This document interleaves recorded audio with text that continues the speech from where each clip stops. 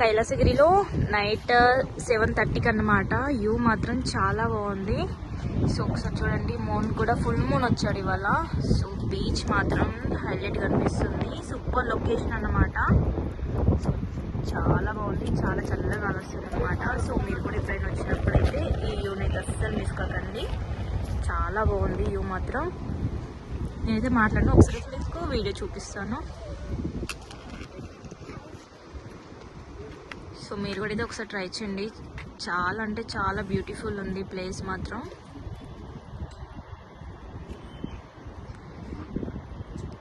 అలా సముద్రం పైన చంద్రుడు, ఎంత అందంగా ఉందో కదా ఈ బ్యూటిఫుల్ వైజాగ్. వైజాగ్ అంటేనే బ్యూటీ.